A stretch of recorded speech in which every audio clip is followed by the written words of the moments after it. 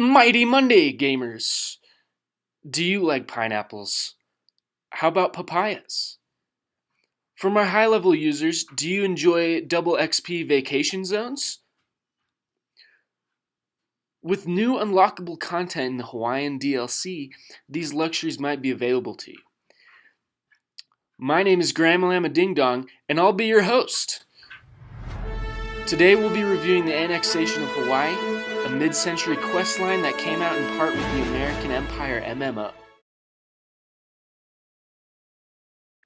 So getting right into the loadout settings, in the main quest you'll have the choice to load out in the Western Imperialism faction or the Native Hawaiian Sovereignty faction, both of which have decent umbrella perks like agriculture, religion, and diplomacy, but Western characters seem to have the edge even against the advanced intrinsic rights of the Native Hawaiians. I'm really going to be focusing on the Path to Sovereignty quest, as it has by far the most difficulty in every area of the game. So gameplay in the early game content opens up with a really beautiful navigation scene. You'll see footage of expert navigator Captain Cook and his men discovering the island of Kauai and making kind of a first contact. So if you're playing as Captain Cook, you'll be granted a godlike status if you're able to insist upon your immortality. But if any of your men die or relay disease, battle will likely erupt and your stamina meter will drop to 0. So there's really a fine balance here with Captain Cook.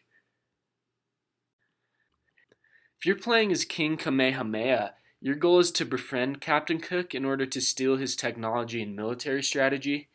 And if you wind up successful, you'll be able to increase your loyalty tree and create a large navy that can unite all the islands with force.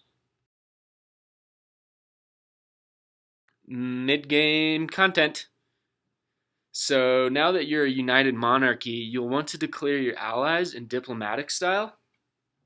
It's funny, the in-game advisor recommends that you're fairly passive as you're surrounded by many larger, powerful nations, but this is a fun setting to play around with. The next thing you'll want to do is establish religion, and you have a couple options here. You can either develop the native religion or install missionary settlements.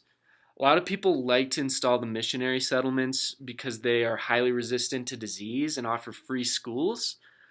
But these settlements really open the floodgates for imperialism to set in. On that note, guys, you should also be careful about installing plantations.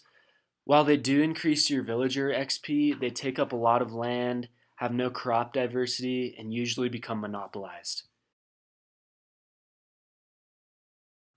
Thanks for sticking with me, guys. Moving on to the endgame content. This is really where things get exciting, tensions are high, and the fate of Hawaii is really in your hands. I like to play as Queen Leo Kalani here. Her stamina meter is really high because she's avenging the death of her brother. She's also a really high level in diplomacy, resilience, and musical composition.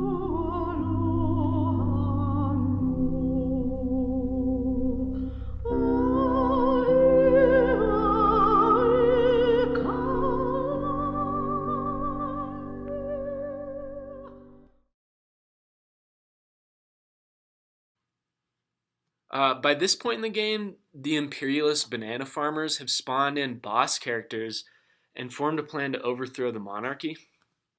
These boss characters have a lot of coin, which they'll use to starve your villagers and strip them of voting rights.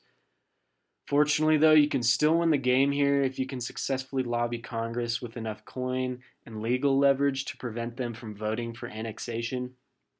Really, the only time I've been able to do this is by installing a fast travel mod, which allows you to talk to Grover Cleveland, one of the only people that can save you.